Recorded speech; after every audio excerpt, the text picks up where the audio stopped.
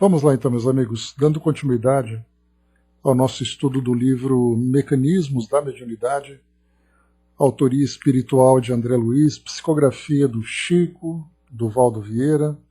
Nós estamos no capítulo número 22, Mediunidade Curativa. Esse é o nosso segundo encontro, dando continuidade aos tópicos que nós iniciamos no nosso último encontro. E nós falaremos hoje sobre o mecanismo do passe, vontade do paciente, passe e oração. E também dando aqui trazendo para nós uma pequena ilustração do livro dos médiuns, né, onde nós tivemos aqui no capítulo número 14, os médiuns, o item número 7, médiuns curadores. Então nós traremos aqui uma pequena ilustração, um pequeno complemento para que esse nosso aprendizado seja um pouco mais abrangente, né, mais profundo também. Mas vamos lá. Nós vimos então aqui, capítulo 22, Mediunidade Curativa, o primeiro item, mente e psicossoma. Lembrando, quando nós falamos no psicossoma, nós falamos no corpo perispiritual. E quando nós falamos fisiopsicossoma, aí nós falamos então do nosso corpo físico. E aqui nesse primeiro item, André Luiz traz a relação entre a mente e o efeito do pensamento, o efeito da vontade sobre o nosso corpo perispiritual, que por consequência transmite ao nosso corpo físico. Ele começa dizendo para nós aqui, só para recapitularmos: compreende-se o envoltório psicossomático por templo da alma, estruturado em bilhões de células a se caracterizarem por atividade incessante. É natural imaginemos cada centro de força e cada órgão por departamentos de trabalho, interdependentes entre si, não obstante o caráter autônomo atribuível a cada um, né? Então fazendo ali a conexão sobre esses centros de forças.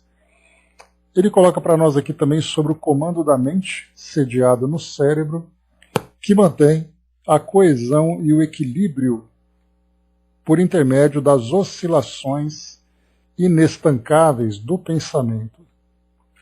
Avançando um pouco mais, ele fala para nós aqui também, da mesma forma que o alimento comum garante a subsistência do nosso corpo físico, nós temos também aqui que a força mental conjuga essa substância e a energia na produção de recursos de apoio à existência dos elementos reguladores do metabolismo.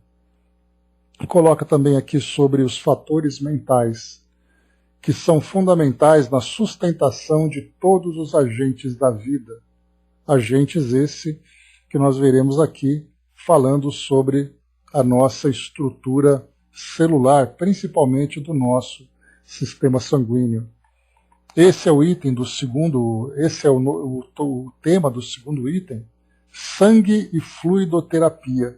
Então ele coloca para nós que o sistema hemático do nosso corpo faz com que então energias circulantes, né, ele representa o conjunto das energias circulantes do corpo espiritual ou psicossoma.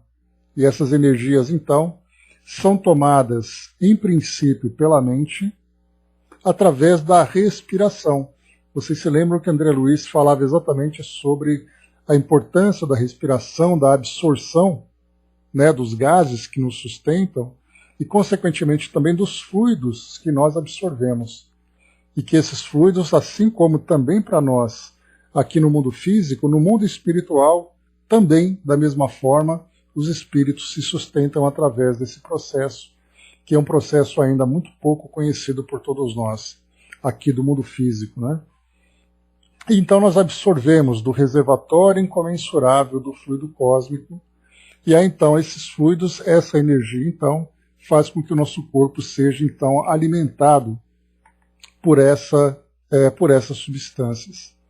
Fala para nós aqui também dessa relação desses centros psicossomáticos relacionados então com esses variados corpúsculos, né, que são várias células que existem no nosso sistema sanguíneo. Então, hemácias, leucócitos, trombócitos, macrófagos, linfócitos, histiócitos, plasmócitos, monócitos e outras unidades, todas elas então falando aqui principalmente, além das hemácias, né, que conduzem ali os gases pelo nosso organismo, o oxigênio em especial, nós falamos aqui do nosso sistema imunológico.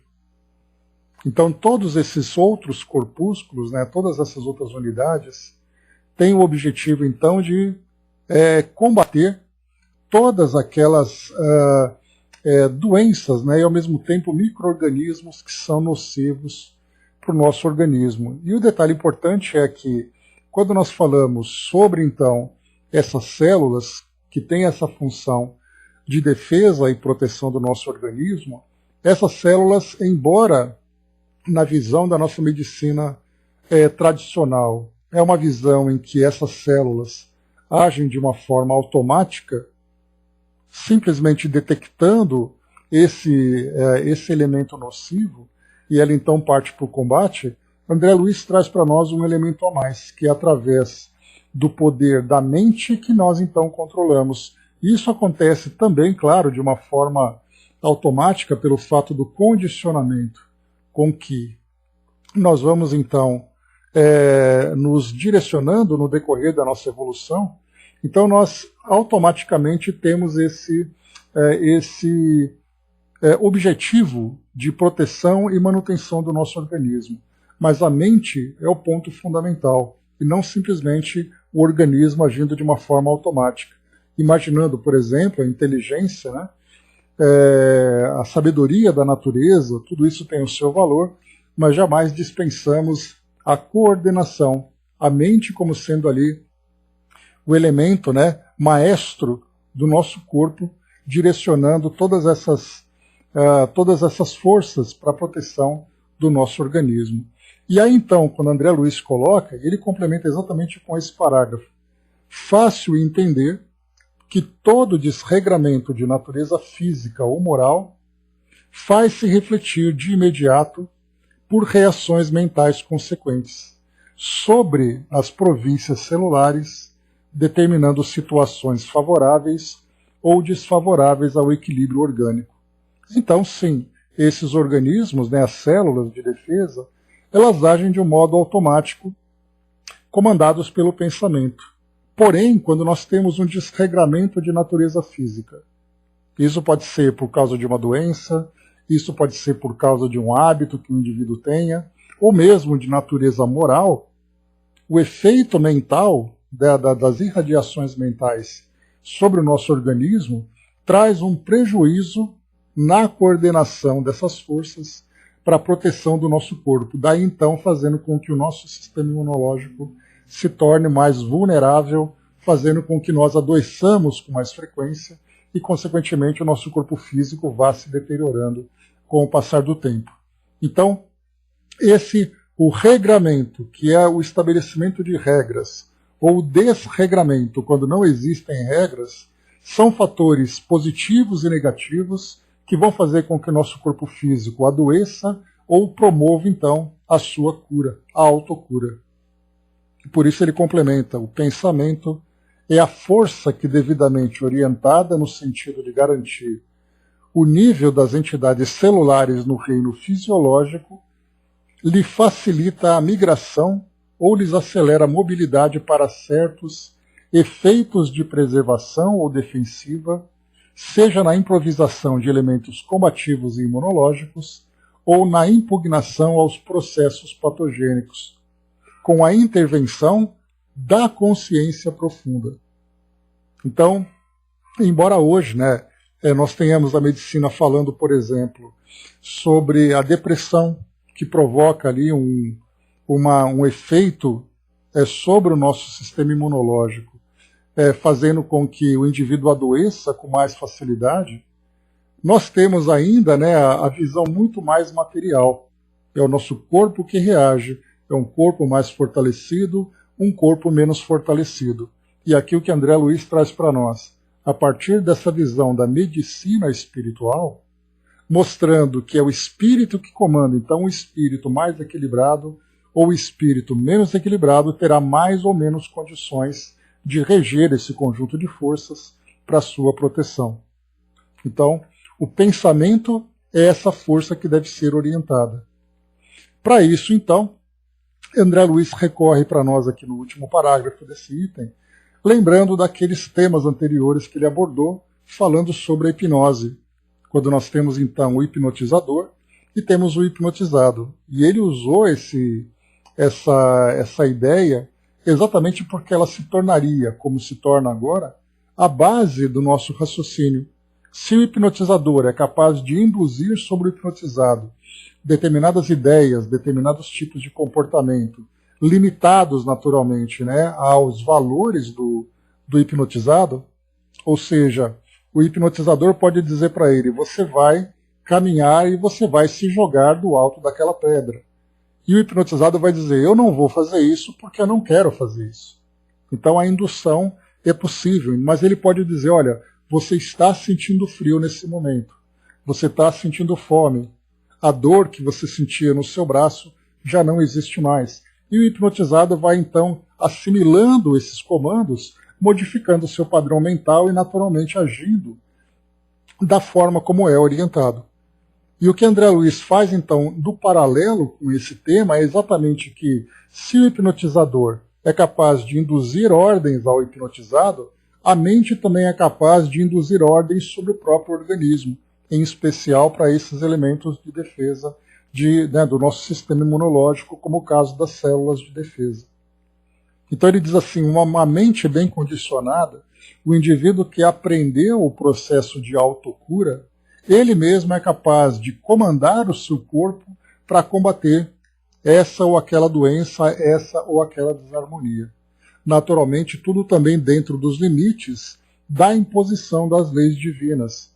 O indivíduo que traz no seu organismo uma determinada disfunção, que é parte do seu processo de aprendizagem, naturalmente ele vai conviver com essa doença de um modo mais equilibrado, minimizando tanto quanto possível o seu efeito negativo.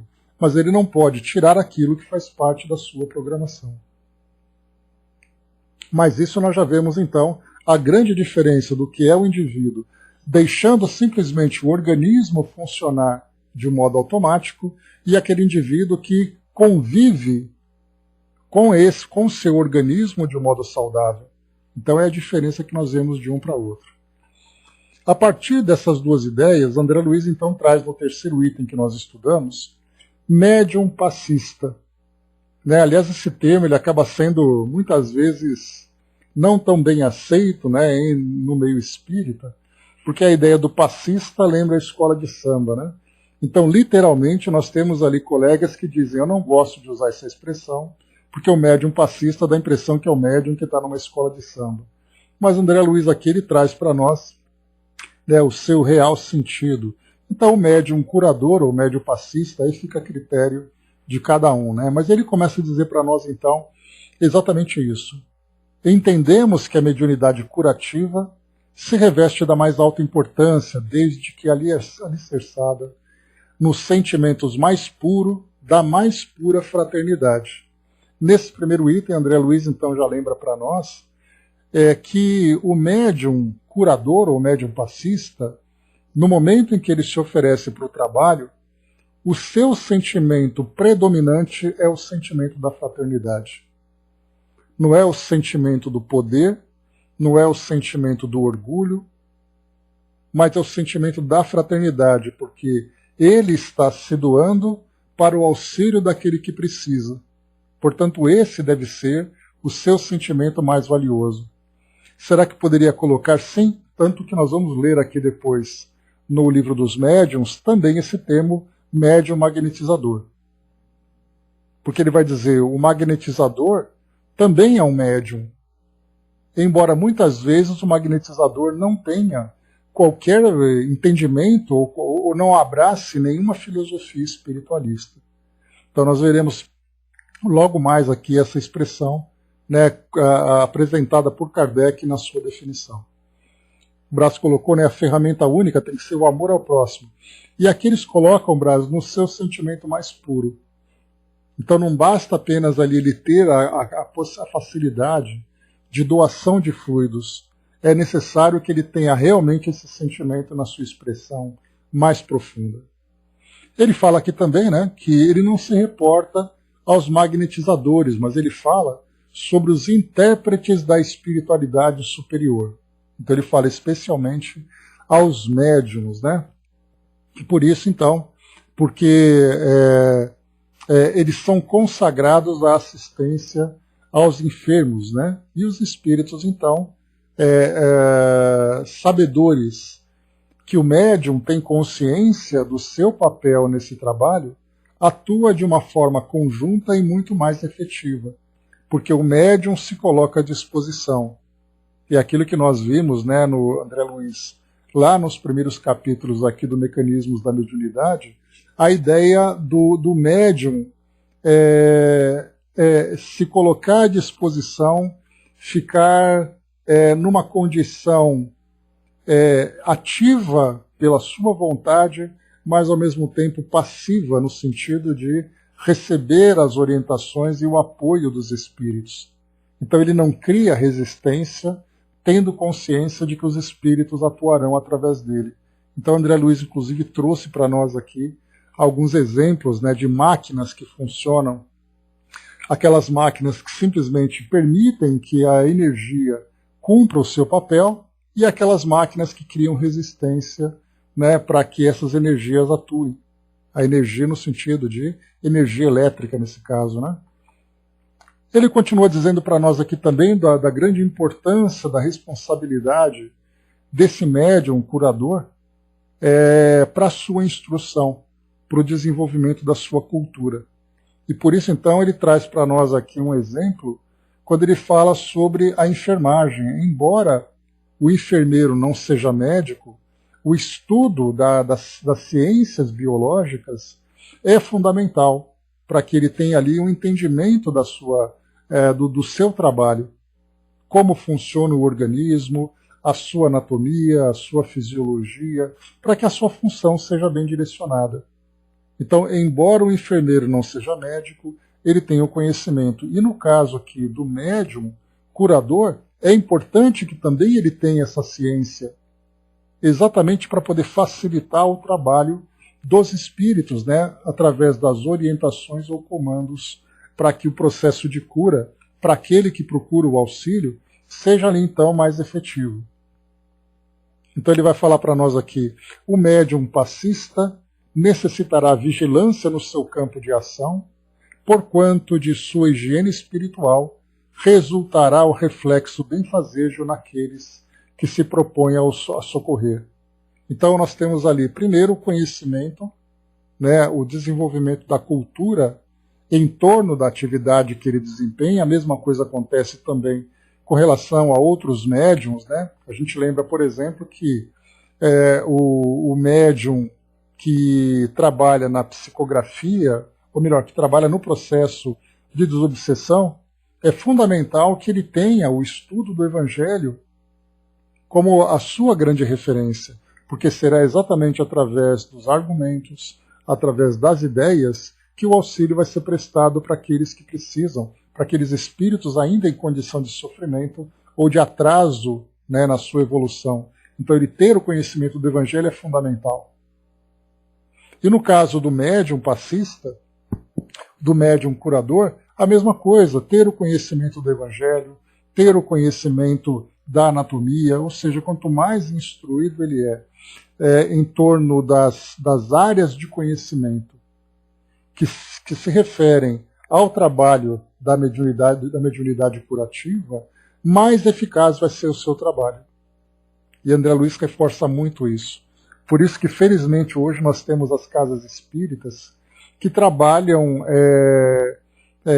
no desenvolvimento de cursos, trazendo cada vez mais ali informações para que os médiums, né, que vão trabalhar nessa área sejam ferramentas realmente bem instruídas e bem dispostas ao trabalho. Então é estudado, por exemplo, a respeito do magnetismo natural do nosso planeta, é estudado sobre centros de força a partir do conhecimento básico da medicina espiritual, tem um conhecimento básico a respeito da medicina humana, da medicina terrena. Então você vai ali trazendo esses tantos elementos para que o médium realmente saiba o que está fazendo. E não simplesmente dizer, eu sou médium e os espíritos atuam através de mim. Sem dúvida que os espíritos vão atuar.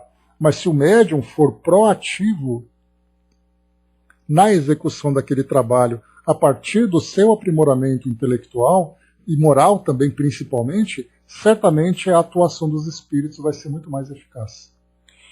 A Angelina colocou Kardec era magnetizador, mas não médium. Kardec nunca se apresentou como médium ostensivo, mas nem por isso os espíritos deixavam de atuar sobre ele. Ele vai falar inclusive sobre isso daqui a pouco, que a gente vai ler aqui no Livro dos Médiuns, que é exatamente isso, mesmo que o magnetizador não tenha qualquer crença espiritualista, os espíritos não dependem, né, da crença ou descrença daquele que vai se colocar naquele papel. O que é importante é que o magnetizador se apresente com boa vontade para ajudar. Aí sim a sintonia, ele entra em sintonia, ainda que de uma forma inconsciente, com os espíritos que vão trabalhar. Agora, aquele médium que traz ali uma resistência moral, certamente vai trazer muitas dificuldades, mas nem por isso os espíritos vão deixar de atuar através dele. Continuando aqui para a gente poder avançar, ele traz para nós aqui também, né, o investimento cultural, né, reforçando aquilo que eu trouxe para vocês agora, o investimento cultural ampliar-lhe-á os recursos psicológicos, facilitando-lhe a recepção das ordens e avisos dos instrutores que lhe propiciam amparo, e o asseio mental lhe consolidará a influência, purificando-a além de dotar-lhe a presença com a indispensável autoridade moral, capaz de induzir ao enfermo o despertamento das próprias forças de reação. Então, lembrando mais uma vez que, nesse caso, da mesma forma que nós temos a mente que é capaz de influenciar os elementos do corpo físico para a atuação nesse trabalho, né, de cura, de autocura, nós lembramos que o médium passista, o médium curador, ele também tem esse papel. Por exemplo, nós vemos muitos trabalhos que são feitos em que o paciente se apresenta no centro espírita, ele se coloca à disposição do passe, o médium faz ali o seu trabalho, né, a partir da imposição de mãos, a partir ali dos gestos, né, para poder fazer com que essas energias sejam transferidas e ao mesmo tempo sejam direcionadas para esse ou aquele centro de força, de acordo com a necessidade. Muitas vezes nós temos médiums, né, e também é um belo trabalho, que conversa com o paciente. Então ele vai dizer assim, olha, mentaliza Jesus, enquanto o passe vai acontecendo. Mentaliza Jesus, pensa naquele órgão que está adoecido, pensa na energia que você está recebendo, mentaliza que essa energia está percorrendo o seu corpo, mentaliza que todo aquele órgão doente começa ali a sentir o efeito dessa energia. Percebam que essas frases, essas ideias que vão sendo transferidas ou sendo transmitidas para aquela pessoa, nada mais são do que uma indução da mesma forma que o magnetizador faz com aquela pessoa que recebe. Porque, na verdade, a gente lembra que aquele que recebe, aquele que se encontra doente, quando ele se apresenta no centro espírita, muitas vezes ele não faz ideia do que vai acontecer.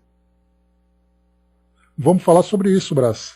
Né, tem aqui um artigozinho que a gente vai falar sobre as benzedeiras, que são médiums, benzedeiras, curandeiros, né, que são médiums curadores, que através da fé que abraçam, também induzem as pessoas a receberem, né, esse tipo de auxílio.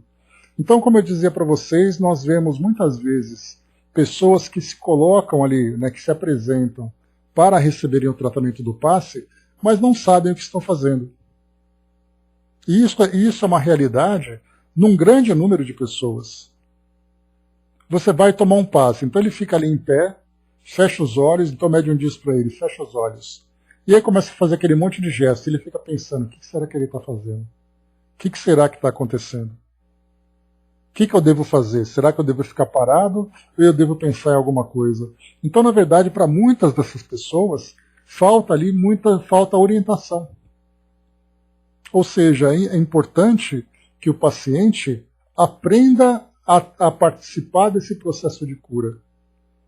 E essas palavras, essas orientações que são transmitidas pelo médium naquele momento, é na verdade ali uma indução hipnótica para que aquela pessoa trabalhe mentalmente para auxiliar nesse processo de cura.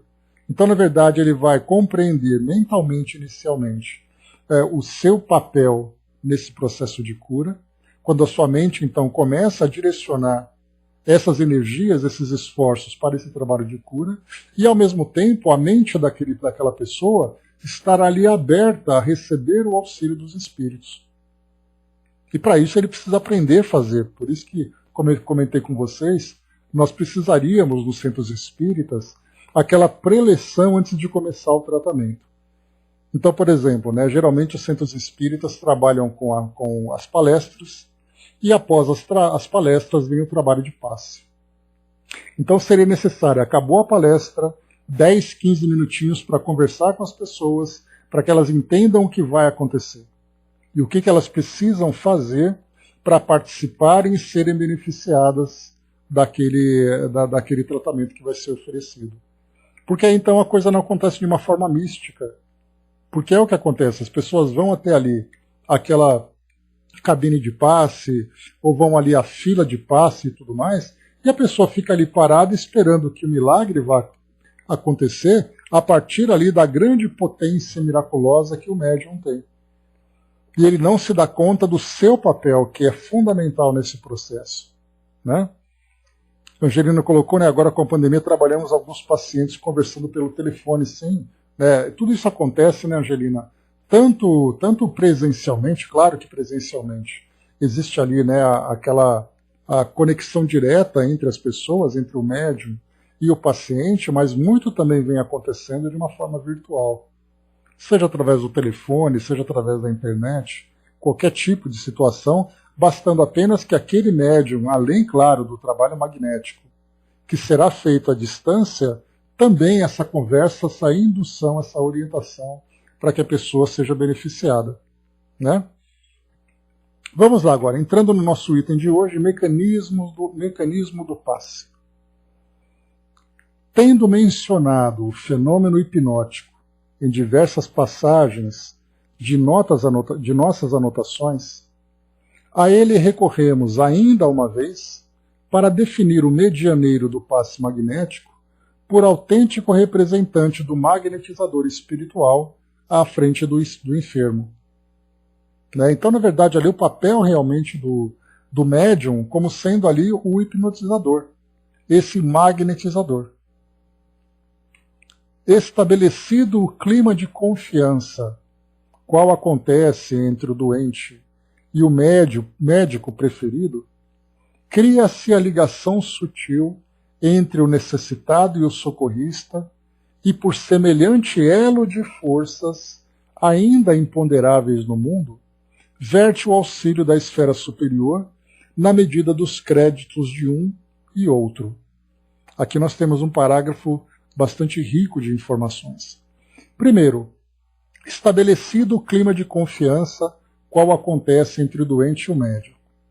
Anteriormente, foi dito para nós aqui nesse capítulo, aqui, nesse item anterior, o André Luiz ele diz assim para nós, deixa eu pegar aqui o trechinho, ele fala sobre a autoridade moral, deixa eu pegar aqui o trecho.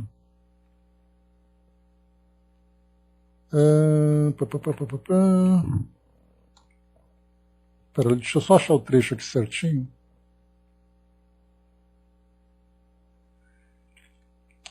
Bom, não consegui encontrar aqui agora, mas ele vai falar exatamente sobre isso, né? Sobre a importância do médium no seu trabalho de transformação moral. Cadê aqui? Me perdi aqui no trecho. Mas ele fala sobre a necessidade do médium nesse trabalho de transformação moral para que durante... Aqui achei. Estava aqui na minha frente. Ele diz assim: o investimento cultural ampliar-lhe-á os recursos psicológicos, facilitando-lhe a recepção das ordens e aviso dos instrutores que lhe propiciam o amparo. Até aí, ok, é a relação entre o médium e os espíritos nesse aprimoramento cultural, favorecendo a conexão entre médium e espírito. E o asseio mental, ou seja, o desenvolvimento dos seus valores, o seu fortalecimento moral, lhe consolidará a influência, purificando-a, além de dotar-lhe a presença com a indispensável autoridade moral, capaz de induzir o enfermo ao despertamento das próprias forças de reação. Então é através dessa autoridade moral que a pessoa que se submete a um tratamento vai olhar para aquele médium confiante de que ele realmente pode ajudar. Quantas vezes acontece, né, de nós temos ali um médium que faz o seu trabalho automaticamente, embora com regularidade, embora com disciplina de horário e tudo mais, mas a sua postura não inspira confiança naqueles que vão receber o passe, de uma forma justa ou de uma forma injusta. Muitas vezes ali é um preconceito por parte do doente, que procura ajuda, ele não vai com a cara do médium, mas aí é o problema do doente. Mas muitas vezes o médium, na forma como ele se apresenta para fazer o trabalho, na sua postura, no seu gesto, no seu modo de falar, no seu modo de se comportar, no seu modo de vestir. Quando alguém vai, já chega desconfiado, é a mesma coisa. Você vai a um consultório médico, você vê o médico que não está vestido de branco, algo que culturalmente para nós já é algo preocupante. Você entra num consultório que está desorganizado, com as coisas fora do lugar, com coisas sujas, e você fica pensando, mas espera aí, como é que eu vou acreditar num médico que se apresenta dessa forma, mesmo que ele tenha ali títulos, diplomas e grande conhecimento, como é que eu vou confiar em alguém que não me inspira confiança logo no momento em que eu bato o olho nele? A mesma coisa acontece também no médium. Muitas vezes ali o modo como ele fala, o seu vocabulário, a forma como ele se expressa fisicamente. Muitas vezes o médium que fica gesticulando demais, parecendo ali que está fazendo um trabalho místico. Então tudo isso traz uma grande influência. Por isso então é colocado para nós que essa autoridade moral e a instrução para compreender que o trabalho mediúnico que ele executa não deve ser ali tomado por algo místico ou miraculoso, aquela pessoa que chega a esse médium para receber esse passe vai reconhecer nele de fato alguém que vai poder ajudá-lo. Então esse é o primeiro ponto que André Luiz coloca para nós aqui nesse parágrafo. Então ele diz novamente: estabelecido o clima de confiança, qual acontece entre o doente e o médico preferido, cria-se a ligação sutil entre o necessitado e o socorrista, e por semelhante elo de forças ainda imponderáveis no mundo. Então, quando existe estabelecida essa confiança entre o médium e o paciente, nós temos ali então uma ligação formada por esse elo de forças ainda imponderáveis. Então existe uma conexão mental. A mente do paciente se torna receptiva, a mente do médium se torna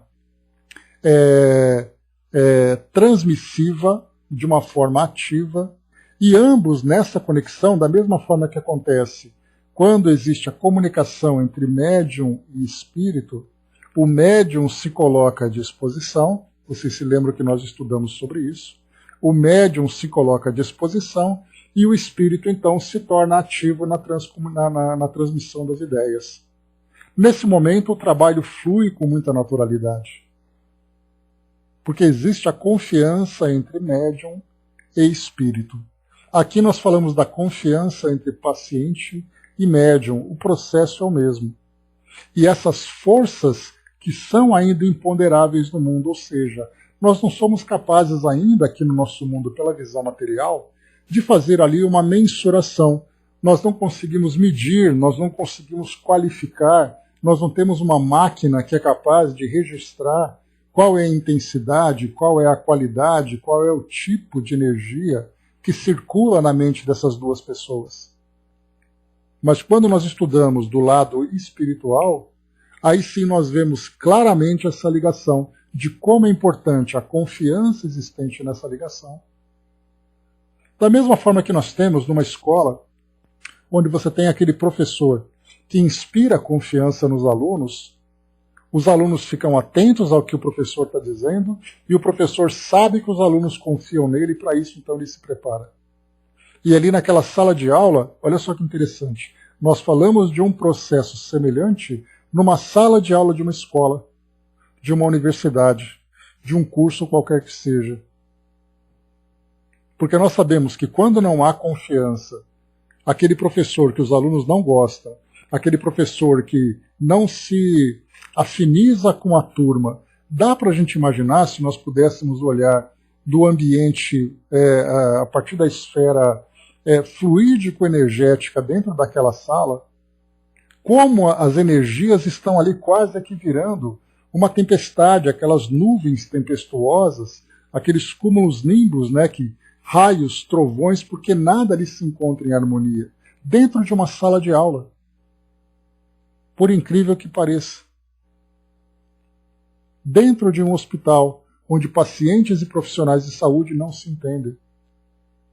Dentro de uma igreja, dentro de um centro espírita, onde nós temos ali a relação entre pessoas, aquelas que têm ali a função de transmitir e aqueles que estão ali na condição de receptores.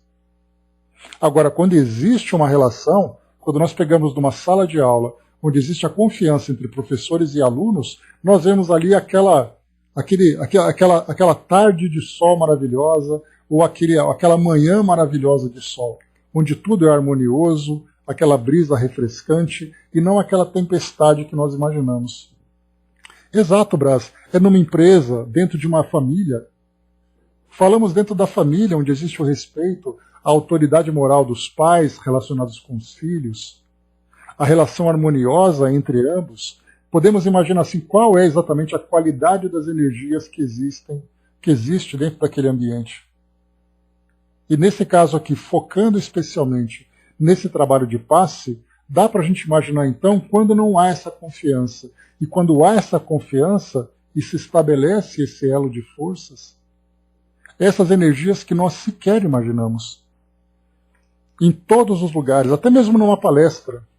Você está numa palestra no centro espírita, vem aquele palestrante que está ali fazendo o trabalho dele, mas ele não fala de um tema que as pessoas gostam, ele não se expressa de uma forma que seja agradável na visão daqueles que são os espectadores, e aí então, enquanto ele transmite, as pessoas, ainda que de uma forma inconsciente, ficam refratárias àquelas ideias. Ou seja, ele está falando, a gente não presta atenção nas qualidades, a gente fica prestando atenção nos defeitos. Nesse momento, a nossa mente começa a criar uma barreira e as nuvens começam a se formar. E aí então é aquela sensação, quando acaba a palestra, não é aquela sensação de que pena que acabou. É graças a Deus que ela terminou. Porque eu não estava mais aguentando ficar aqui dentro. Nós já sentimos isso e costumamos sentir também. Muitas vezes participando de um trabalho, assistindo a um estudo na internet. Aqui no nosso grupo, muitas vezes vocês estão assim, não vejo a hora de dar 11h30 para acabar logo. Ainda bem que ninguém pagou nada, é tudo de graça, né? Mas nunca se sabe o que acontece. Mas quando a gente começa a pensar nesse conjunto de forças, nessa combinação de forças, a gente tem essa ideia do que é estabelecer esse elo de harmonia entre as duas posições. Né? O Brás colocou ali, né, difícil um policial. É muito difícil policiar nosso pensamento, né?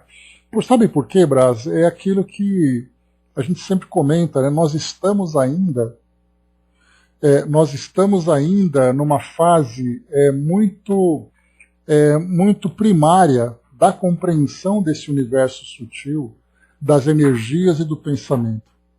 Então nós estamos começando a compreender agora. Se nós que estudamos e falamos sobre isso todos os dias, reconhecemos as dificuldades que nós temos, imaginemos quando nós olhamos para o mundo das pessoas que sequer têm consciência de que são espíritos encarnados. Nós vemos tudo isso agora, né, na nossa sociedade, no ambiente social, no ambiente cívico, no ambiente sanitário, no que diz respeito à pandemia, no ambiente político, no ambiente religioso. Nesse fim de semana, uma grande mobilização da mídia em torno, né, da conscientização sobre a liberdade de gênero das pessoas. E a gente se pergunta, a nossa sociedade se entende nessa linguagem? A nossa sociedade tem consciência da importância de nós estarmos ali todos juntos com o mesmo objetivo, procurando o crescimento da nossa sociedade? Nós vemos que não. Quando guerras acontecem, quando conflitos acontecem, essas mesmas tempestades que eu trouxe para vocês de exemplo, é aquilo que André Luiz fala sobre a psicosfera do nosso planeta. Muitas vezes concentrada sobre um ponto ou outro do nosso planeta, a gente vê tudo isso acontecendo como resultado das forças mentais que estão ali, né, convergindo, todas elas seguindo na mesma direção, ou divergindo quando cada uma pensa de um lado diferente. Exatamente por isso que nós vemos, né, que aquele processo de ver o mundo de provas e expiações passar para o mundo de regeneração, a gente tem ainda algumas gerações para trabalhar a mudança dessas ideias. Por isso a gente vê ainda, né, 4, 5 séculos de trabalho árduo ainda para alcançarmos essa ideia da Irmandade Universal aqui no nosso planeta. Inclusive, unindo o mundo físico e o mundo espiritual. Dudu colocou aqui, né, uma vez aconteceu de eu estar junto com os médiuns da casa para dar os passes pós-palestra. E eu vi uma irmã que seu corpo brilhava, né, e o meu ouvido mesmo, não sabendo que eu iria dar o passe, a gente foi seguindo o caminho das cadeiras e era dos dois lados, né, e não é que eu acabei dando passe nessa irmã que precisava receber o passe, né, sendo que era a pessoa que eu havia visto com brilho no corpo. Eu terminei e ela agradeceu e disse ainda bem, né, graças a Deus. Nunca esqueci disso, legal, né, bacana. Eu já dei passe em um espírito desencarnado, né, estava sentado e acabei dando passe, depois vi a cadeira vazia, né. Sim, Dudu, a energia é a mesma, né. Então a gente pensa assim, que claro, a gente vai aplicar o passe naturalmente quando você está vendo uma pessoa, mas o fato de você ver não significa que ela não exista. E tendo essa consciência, é o que acontece, por exemplo, dentro de um trabalho de sustentação, numa reunião mediúnica de atendimento a espíritos sofredores. Embora você não saiba, não veja o espírito ali, aquele ambiente onde encontra-se ali, né, aquela energia impregnada, aquela energia salutar impregnada no ambiente, é como se fosse uma câmara de passe. Uma câmara de passe. Então o espírito que está ali, ele respira aquela vibração, ele sente aquela vibração, embora não seja ali direcionada especificamente para ele na forma de um trabalho de passes, como acontece entre os encarnados. Né? Pois é, Bras, vamos em frente, né? Muita coisa para se fazer ainda, mas depende de nós, como diz a música, né? Trabalhou em câmara de passe, acho muito bom. Pois é, André Luiz ele trouxe para nós, né, num dos seus livros, né, aquele trabalho feito numa câmara de passe com 2 médiums de autoconhecimento e de alta capacidade mediúnica de atuar naquela área. Né? Por isso, então, se estabelecia uma relação absolutamente sólida entre encarnados e desencarnados para atender a todos aqueles que precisavam. Então vamos lá, como eu falei para vocês, né, como era rico esse parágrafo que André Luiz trouxe para nós. Né? Então, estabeleceu-se a confiança, criou-se esse elo de forças que nós ainda não somos capazes de mensurar. Feito tudo isso, verte o auxílio da esfera superior na medida dos créditos de um e de outro. Então, tem confiança, foi criado o elo mental, os espíritos então fazem com que os fluidos tão importantes que chegam da esfera superior sejam direcionados para os dois. E aí então, de acordo com os créditos, com o merecimento de um ou de outro, o benefício vai então ser alcançado ali por ambos. Pelo médium como instrumento, e para ele próprio também, lembrando que o fato dele ser médium, estar encarnado, não o isenta da necessidade também da sua própria autocura, pelas necessidades que vão se apresentando no nosso dia a dia. Então o médium trabalha como passista, mas muitas vezes ele acaba sendo atendido como paciente. E tendo esse merecimento, ele recebe esse benefício e ao mesmo tempo também transmite esse benefício. Seguindo, ao toque da energia emanante do passe, com a supervisão dos benfeitores desencarnados, o próprio enfermo, na pauta da confiança e do merecimento de que dá testemunho, emite ondas mentais características, assimilando os recursos vitais que recebe, retendo-os na própria constituição fisiopsicossomática através das várias funções do sangue. Então aquela energia, como a gente viu, o processo foi ali criado. Então confiança, ligação mental, elo energético, o benefício chegando das esferas mais altas. Nesse momento, então, o próprio enfermo, tendo consciência do seu papel nesse processo de cura, e de acordo também com o seu merecimento e confiança, porque quando coloca confiança e merecimento, nós entramos também aqui com outro fator, que é o fator programação reencarnatória. Então o indivíduo traz ali uma patologia que faz parte do seu processo de crescimento e ele vai buscar curas espirituais, através dos passes, por exemplo. E a gente pensa, quer dizer então que se ele tiver absoluta confiança e se o médium for um médium de alta eficácia, ele vai ter a cura? Se na sua programação reencarnatória estiver ali que há necessidade da vivência daquela experiência, ele vai conseguir minimizar tanto quanto possível. E aí quando a gente coloca tanto quanto possível, é até o limite da sua programação. É aquela velha história, de acordo com a vontade de Deus.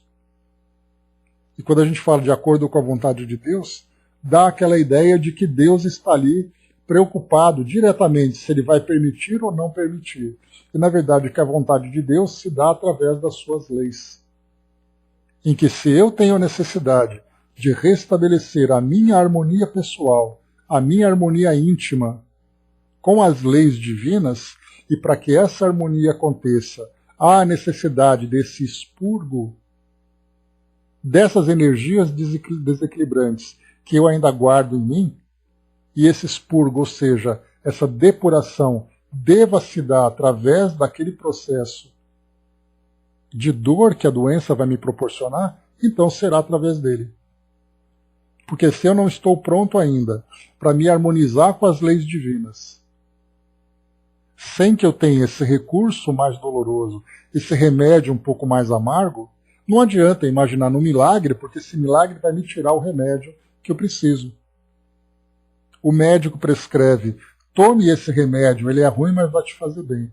Vem o outro médico e fala, você merece, vamos tirar o seu remédio. Ok, e a doença, como é que ela fica? E nesse caso nós falamos de uma doença moral, que precisa ser tratada através desse remédio amargo. Por isso, então, esses tratamentos eles têm limites, de acordo com o merecimento, de acordo com as necessidades, e também aqui de acordo com a confiança que o indivíduo apresenta. E como foi colocado aqui também no final, tendo sido tudo isso considerado, esse paciente, então, ele vai assimilar esses recursos vitais. André Luiz usa essa expressão, recurso vital, falando exatamente sobre as energias, falando sobre os fluidos, ou seja, recursos vitais, então, é esse conjunto de elementos que ele absorve vindo do plano espiritual, sejam fluidos do fluido cósmico universal, sejam ali vibrações que os espíritos oferecem, seja ali também a contribuição do médium, tudo isso, esses recursos vitais, ele absorve. E o que acontece quando ele absorve? Ele acaba retendo no seu corpo físico, atuando sobre as várias funções do sangue, em especial o seu sistema imunológico. Olha que bacana, né, a gente conhecer esse processo, como é bonito a gente ver o mecanismo da cura. E nós não podemos descartar o pensamento.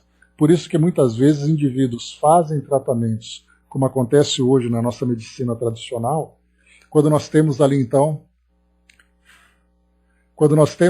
ali o médico prescrevendo medicamentos, muitas vezes para poder tratar dos sintomas de uma doença, e nós não nos damos conta da necessidade da cura da pessoa, do seu modo de pensar. Por isso, então, existe esse movimento atual de humanizar a medicina.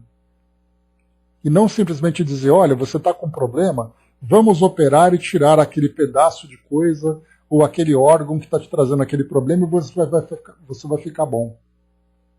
Se ele não mudar o pensamento dele, ele vai continuar adoecido. Se não for por aquele órgão que foi retirado, será por outro motivo. Então vemos assim como é importante para nós estudarmos sobre a medicina espiritual, termos o mínimo de compreensão sobre a atuação da mente sobre o nosso corpo físico. Avançando. O socorro, quase sempre hesitante a princípio, corporifica-se à medida que o doente lhe confere atenção, porque, centralizando as próprias radiações sobre as províncias celulares de que se serve, lhes regula os movimentos e lhes corrige a atividade, mantendo-lhes as manifestações dentro das normas desejáveis. E, estabelecida a recomposição, volve a harmonia orgânica possível, assegurando à mente o necessário governo do veículo em que se molda. Então, mais uma vez aqui, o socorro quase sempre hesitante a princípio. Por que hesitante? Porque nós ainda estamos naquela fase em que a nossa fé se encontra em processo de desenvolvimento. A gente vai ao centro espírita muitas vezes tomar um passe para ver no que vai dar e torcendo para dar certo. Porque nem sempre a confiança está estabelecida no fortalecimento de nossa fé. Mas, conforme André Luiz coloca, corporifica-se à medida que o doente lhe confere atenção. Por isso, então, nós precisamos aprender a receber o tratamento. Porque não adianta, nós temos visto também a respeito da própria prece. Nós temos que aprender a fazer prece. Porque hoje nós vemos no mundo, né, quantas pessoas, que é muito interessante a gente ver isso nas diversas religiões. De que modo que as pessoas estão fazendo suas preces? Vemos que é praticamente ali um ritual.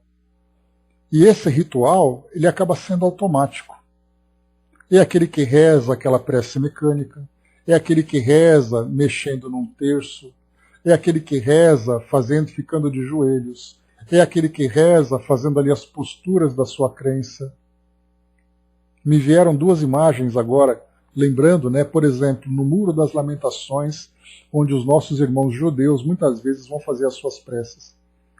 E eles então ficam repetindo ali a leitura dos seus textos, né, no caso ali do Torá, né, que é o livro sagrado, são os 5 primeiros livros, né, do Antigo Testamento.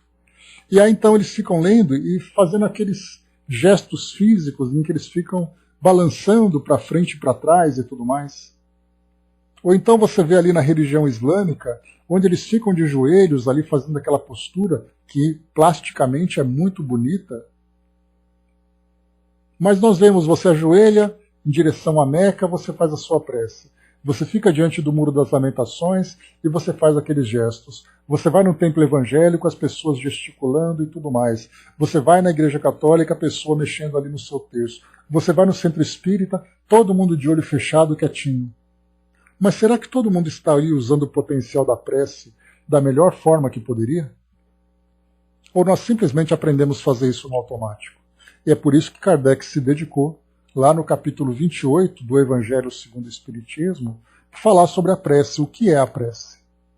De que forma que a mudança do nosso pensamento no direcionamento da nossa concentração faz com que nós sejamos beneficiados por ela. Ou simplesmente fazer de um modo mecânico, acreditando que as coisas vão acontecer pelo fato de nós termos usado as palavras bonitas. Então, se na prece nós precisamos ser instruídos para receber o seu benefício, imaginemos da cura, para sabermos exatamente de que forma que esse processo se dará. Dudu colocou, na verdade, né, acho que eu acho e já vi, quando no passe os médiuns juntos, na mesma sintonia, enviando feixes iluminativos a todos os que estão sentados para receber cada um, quando essa vibração fluídica já está levando a proteção orgânica a cada um que ali está a receber essa energia. Mas como todos preferem, ainda não entendem isso, querem ver o médium na sua frente para confirmar que ele ou ela venceu. E de fato é assim. Né? No caso do passe coletivo, que às vezes é feito por falta de médiums, assim. Mas é aquilo que eu comentei com vocês já várias vezes, né? Nós ainda temos a necessidade de materializarmos a nossa fé. Eu gosto de usar muito essa expressão, que me veio certa vez ali fazendo um estudo nosso. O que é materializar a nossa fé? É você fazer com que aquilo que você sente interiormente seja exteriorizado através de algo que você possa ver. Por exemplo, eu vou materializar a minha fé quando eu fico de joelhos para fazer a minha prece, como se essa posição fosse ser mais potente do que eu estar sentado ou ajoelhado. Se eu estivesse segurando a Bíblia, ou segurando o Evangelho segundo o Espiritismo, né, Dudu? Ou segurando ali o Alcorão, ou o Torá, ou qualquer outro livro, no momento da prece, eu vou perceber que a minha prece é mais potente. Por que isso tudo? Porque aquele objeto tem um significado para mim. Se eu estiver fazendo a prece para um desencarnado, segurando uma vela acesa, aquela luz vai trazer para mim uma inspiração muito mais forte do que se eu não estivesse segurando nada. Eu estar fazendo uma prece dentro de um templo religioso, onde eu tenho imagens, símbolos, tenho ali a própria atmosfera do ambiente, me traz aquela ideia de que eu estou num lugar sagrado, isso faz com que a minha prece seja muito mais potente. E por que tudo isso? Porque nós precisamos de símbolos, nós precisamos ter a percepção dos nossos sentidos. Eu preciso ver, ouvir, o olfato, o paladar, o tato, eu preciso ter isso sólido.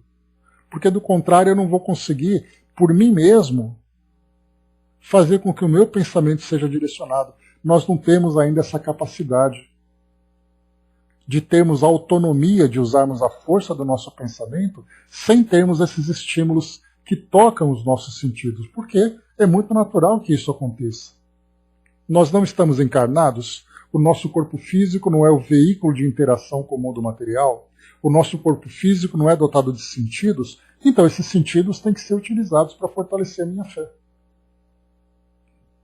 No momento em que eu começo a me conscientizar do meu potencial de espírito que sou, eu não preciso mais desses símbolos, nem como encarnado e nem como desencarnado.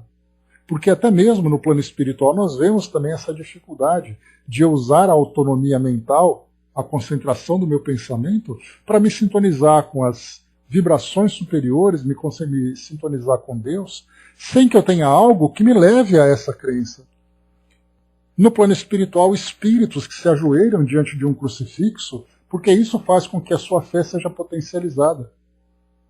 E por que isso tudo? Porque as consciências ainda não conseguiram se libertar totalmente da realidade do mundo físico, é muito forte sobre nós. E nessa esfera mais próxima aqui do nosso mundo material, nós vamos encontrar exatamente isso, encarnados e desencarnados ainda alimentando e sendo sustentados pelas mesmas ideias e pelas mesmas crenças. Sim, impressionantemente forte. André Luiz ele trouxe para nós sobre a evolução do princípio inteligente, lá no livro Evolução em Dois Mundos, e nós vimos durante quanto tempo o princípio inteligente está ligado ao mundo físico. São milhões de anos em que nós estamos evoluindo nesse processo.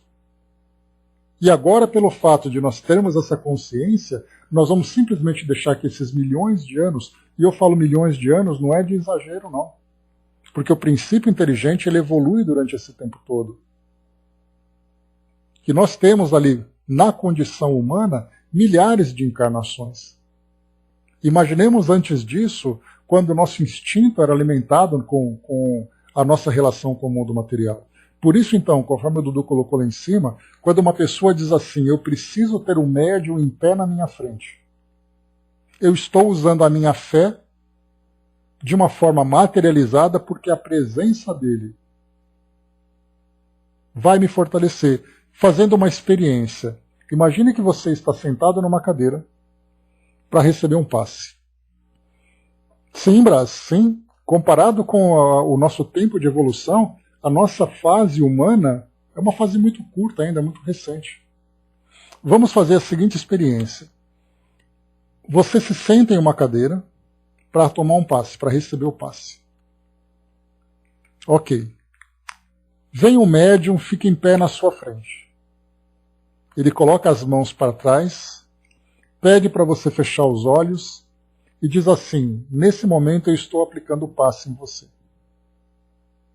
Depois você vai num outro médium, se senta e ele começa a fazer imposição de mãos durante o passe. E ele diz, você está recebendo o passe. Qual dos dois médiums foi mais eficiente na nossa visão? Obviamente aquele que estendeu as mãos sobre nós.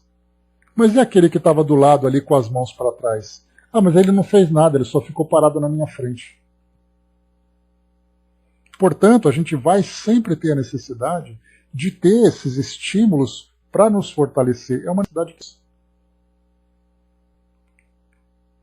Imaginar, por exemplo, assim, eu pego a Miriam, que está quietinha ali, ela se senta à frente lá, bonitinha, tal, na cadeira, vou eu lá e começo a ficar parado, fazendo gesticulações de passe para ela. Coloco a mão no coronário, no frontal, no laríngeo, coloco em tudo. Aí depois ela vai numa outra cadeira e tem o Chico Xavier parado na frente dela dizendo, minha filha, estou te dando um passe. Qual passe foi mais eficaz? Percebe como a nossa cabeça começa a dar nó? Porque a gente ainda fica pensando, mas espera aí, é o Chico, mas o Chico é um grande médium, ele é muito potente, tudo bem, mas ele não usou as mãos, mas o outro usou as mãos. E agora, para que eu escolho? Aí a gente fica naquele conflito entre a nossa lógica e o nosso instinto. O nosso instinto fala uma coisa e a lógica fala outra. Exatamente porque nós temos a necessidade ainda desses recursos, né? Vamos lá, pessoal. Avançando um pouquinho aqui, a gente está no finalzinho. Porque é tão interessante, dá para a gente perceber, né, quantas ilustrações a gente pode oferecer para poder enriquecer essa nossa visão. Isso mostra cada vez mais a nossa limitação. A mesma coisa acontece no presencial e no virtual. Não, o presencial é mais forte. Pois é, eu estou com a Miriam de novo lá na frente dela, dando passe. O Chico liga para ela e fala assim, minha filha, fecha os olhos que eu estou de longe aqui dando um passe em você. E aí, qual que é o mais potente? O Chico por telefone ou eu presencialmente? Ah, mas o Chico é diferente. Não, é porque a nossa visão é diferente. A Andréa colocou, né, desde que começou a pandemia, o CELD, ao final das palestras, faz a leitura e o passe virtual. Ficamos em frente ao computador e para mim é como se estivesse lá. Inclusive, Andréa, esse tipo de recurso já é utilizado há muito tempo quando a gente assistia, quando assistia não, né, quando naqueles programas evangélicos que fazem a missa, ou fazem o culto, desculpem, pela televisão, ou aquelas missas católicas que acontecem pela televisão. Quando então o padre ou o pastor fala assim, coloque uma água do lado da televisão, faça uma prece, agora beba essa água. Ou seja, o que está acontecendo ali? Uma magnetização daquela água, em que a pessoa está atuando, em que existe aquele passe à distância e a intervenção do plano espiritual. Tudo isso acontecendo à distância, mas é que nós humanos utilizamos isso de uma forma tão confusa que nós perdemos o valor efetivo desse processo. Angelina colocou, acontece com frequência, Andréa. Coloque uma aguinha aí do lado da televisão. Antes eles falavam em cima da televisão, né, porque era a televisão antiga, tinham de colocar copo lá em cima, né? Agora com televisões finas do jeito que estão, então eles falam, põe do lado. Aí eles fazem uma prece, aquela prece de 2 minutos, 3 minutos, 5 minutos, com um copo d'água do lado da televisão. O que acontece com a água? Ela está sendo magnetizada. De fato, não é uma crendice, não é uma fantasia, é uma certeza.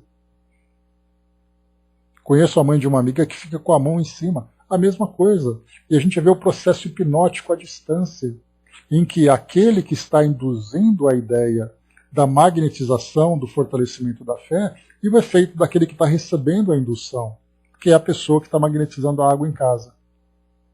Olha o poder de cura, como isso funciona. A Angelina colocou, às vezes, tem pessoas que vêm do trabalho de passe, vêm do trabalho e o passe foi encerrado. As pessoas ficavam preocupadas. Passamos e orientamos que orassem, que seriam assistidos durante o Evangelho. No começo ficavam na dúvida, depois, quando chegavam atrasados, faziam normalmente. Exatamente, Angelina, é uma questão de educação, é uma questão de instrução. Porque as pessoas começam de fato a ter essa certeza, essa convicção. O Brás colocou, magnetizo minha água na hora da Ave Maria, ligado no IMA de Franca, né, no Instituto de Medicina. IMA é o que mesmo, Brás? Instituto? Eu me esqueci o significado da sigla. Mas é do João Berbel, lá em Franca, né? Instituto... Me esqueci o nome. Coloca para nós depois aí, por favor. Vamos lá, pessoal. Medicina do além. Isso, obrigado. Vontade do paciente. O processo de socorro pelo passe é tanto mais eficiente quanto mais intensa se faça a adesão daquele que lhe recolhe os benefícios, de vez que a vontade do paciente, erguida ao limite máximo de aceitação, determina sobre si mesmo mais elevados potenciais de cura. Já falamos sobre isso tudo agora, né? Na verdade, a gente está aqui só condensando o que André Luiz trouxe para nós. Nesse estado de ambientação, ao influxo dos passes recebidos, as oscilações mentais do enfermo se condensam mecanicamente na direção do trabalho restaurativo, passando a sugeri-lo às entidades celulares do veículo em que se expressam e os milhões de corpúsculos do organismo fisiopsicossomático tendem a obedecer instintivamente às ordens recebidas, sintonizando-se com os propósitos do comando espiritual que os agrega.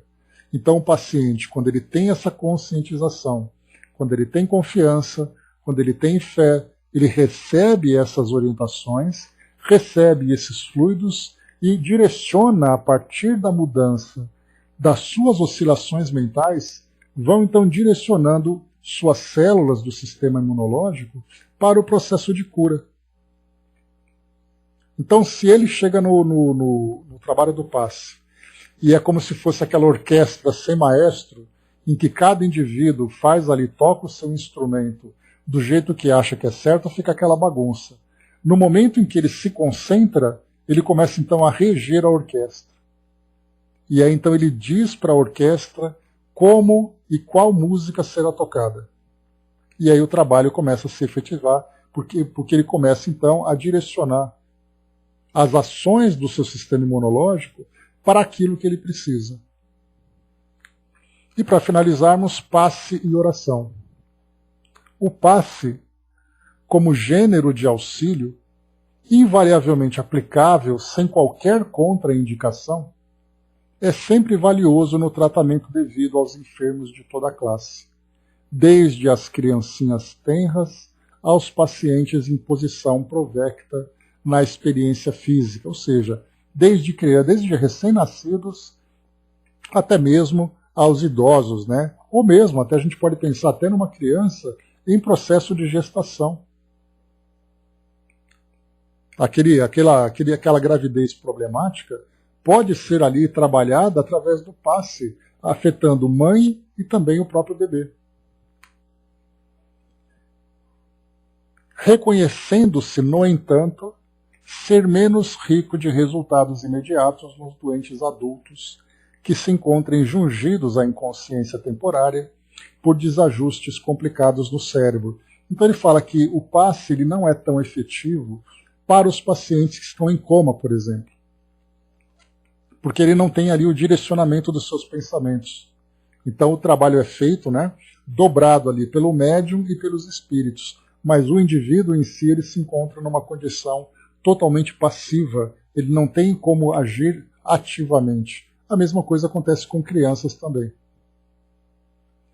Esclareçamos, porém, que em toda situação e em qualquer tempo, cabe ao médium passista buscar na prece o fio de ligação com os planos mais elevados da vida, porquanto, através da oração, contará com a presença sutil dos instrutores que tendem aos mistérios da providência divina, que atendem aos mistérios da providência divina, ali utilizarem os recursos para a extensão incessante do eterno bem. Né? Então, está ali esse momento da prece, para que ele possa estabelecer essa conexão, e estabelecendo essa conexão, ele se fortalece a partir da mudança da qualidade dos seus pensamentos e favorece também a recepção das intuições, das induções vindas dos espíritos que trabalham ligados à esfera superior. E vamos com Júlio, né? Tanto para si próprio, como também para aquele que recebe. Porque o médium que traz o seu organismo bem harmonizado, ele é capaz de transfundir, através de uma transfusão, essa mesma harmonia para aquele que recebe. O médium em desequilíbrio, ele se torna um instrumento muito imperfeito para esse processo. O médium bem equilibrado, bem consciente, bem instruído, se torna, claro, como qualquer outro trabalho mediúnico, o instrumento perfeito para esse trabalho de transmissão desses fluidos, colocando a sua contribuição salutar no auxílio daqueles que precisam. É isso, pessoal. Encerrando por aqui o nosso trabalho de hoje, eu tinha separado para vocês aqui, né, um pequeno artigo falando sobre as benzedeiras, né, que também são médiuns de cura, os curadores também da mesma forma, e também tinha separado aqui o item número 7, médiuns curadores, do O Livro dos Médiuns. Né? Depois eu passo para vocês, façamos depois então a leitura como lição de casa. Próximo item, 23, animismo. Falaremos sobre mediunidade e animismo, semelhanças das criaturas, obsessão e animismo e hipnose, desobsessão e animismo e criminalidade. Isso. Né? E depois vem o capítulo 24, obsessão. Só coisa boa aqui para o final, né? Para variar. Como se também, né? Temos aqui obsessão, 24, né? Deixa eu ver aqui rapidamente. Nós vamos até o capítulo número 24, nós vamos até o 26. Então estamos entrando no capítulo 23. Beleza, pessoal? Fechando por aqui então o nosso estudo de hoje. Pois é, né?